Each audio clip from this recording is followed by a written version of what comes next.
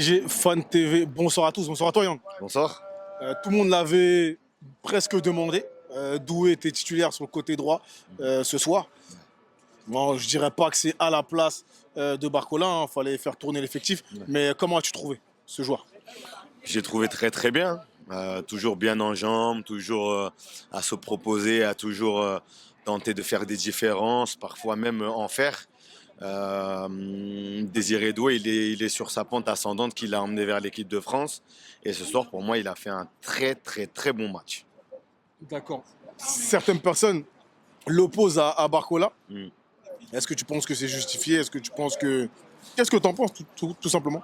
Ça peut être justifié dans le sens où les deux font partie du secteur offensif du Paris Saint-Germain. Après, c'est pas les mêmes joueurs en termes de style de jeu et en termes de palette. Je trouve que Barcola est un peu plus dans la provocation, un peu plus dans le dribble, un peu plus on va dire dans la virtuosité. Alors que Barcola, c'est plus un garçon qui va prendre l'espace, qui va déborder et qui va chercher à conclure, qui a un peu plus ce côté attaquant, je trouve, chez Barcola. Et c'est vrai que il l'a remplacé. Il me semble qu'il l'a remplacé ce soir. Et Barcola n'a pas fait non plus une grande entrée. Je pense que s'il y a une occasion qu'il aurait pu conclure, malheureusement, il y a eu le retour d'un défenseur olympien. Donc voilà, moi je trouve que quand même nos attaquants, euh, ju- depuis décembre jusqu'à maintenant, on a eu pendant peut-être 4 5 mois de football de club, bientôt la trêve. Nos attaquants au Paris Saint-Germain, ils nous ont régalé. Donc je ne vais pas tomber sur un Barcola ce soir. Où j'ai noté que son entrée elle n'est pas fameuse, mais je ne vais pas non plus tomber sur lui parce que je sais que là on sort d'un sacré run où Paris a très très très très euh, bien performé. Donc voilà. Bon, comme tu le disais, c'était une semaine assez riche Mm, et intense. ouais. 120 minutes jouées Oui, plus cette les pénaux, semaine. plus les pénaux. Tout à fait, tout à Hein. fait. Ouais. Donc ça fait 210. Du coup, je vais forcément te parler des circonstances de ce match, que ce soir on a vu un Beraldo dans cette défense centrale. Ouais. Qu'en as-tu pensé? Ben, Beraldo, il a fait une partie très solide. Il a été plus en vue, je trouve, que Pacho. Il a été l'auteur de très bonnes interventions parce qu'on a eu un OM face à nous qui, sur les 30 premières minutes, était complètement noyé par le pressing parisien, mais qui, après 30 minutes, a essayé de déployer du jeu. Et en deuxième mi-temps, je trouve qu'ils ont l'OM a mis un peu plus de personnalité dans son jeu. Donc oui, Paris a dû par moment agir défensivement et notamment par le biais de Beraldo qui pour moi a fait un très bon match. Un cran en dessous, Donnarumma. Ouais. Donc, tu parles bien de lui ces derniers temps. Ouais. Donc forcément, j'ai trouvé qu'il avait fait un bon match. Ça va. On va dire que la partie de Donnarumma, ça va. Il prend un but regrettable, hein, Nuno Mendes.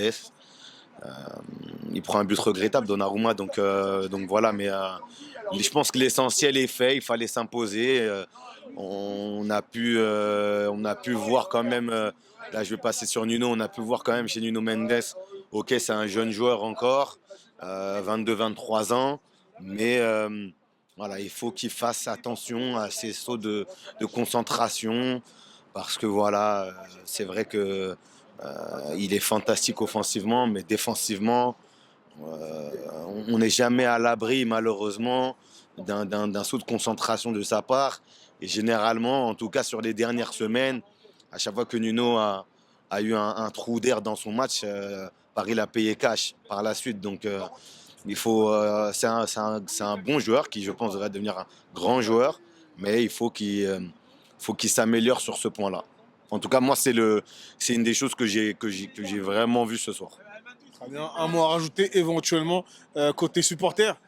Est-ce que le contrat a été rempli sur l'aspect comportemental?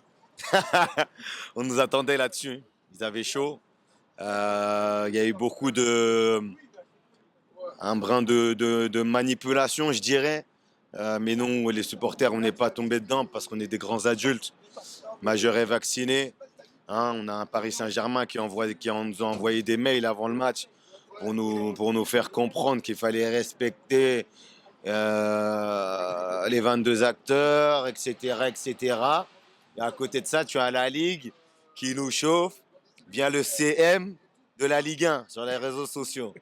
Donc les messages sont un peu brouillés, on comprend pas trop, enfin on comprend très bien en fait, mais on s'est pas fait avoir et ce soir on s'est, je pense, très très bien comporté. Et le tifo était juste incroyable et voilà, ça fait plaisir, toujours invaincu en Ligue 1. Et maintenant place à la trêve, hein. Place à la trêve avant les grosses échéances. On a toujours des grosses échéances nous en fait, hein. Bonne soirée. Merci. Ciao.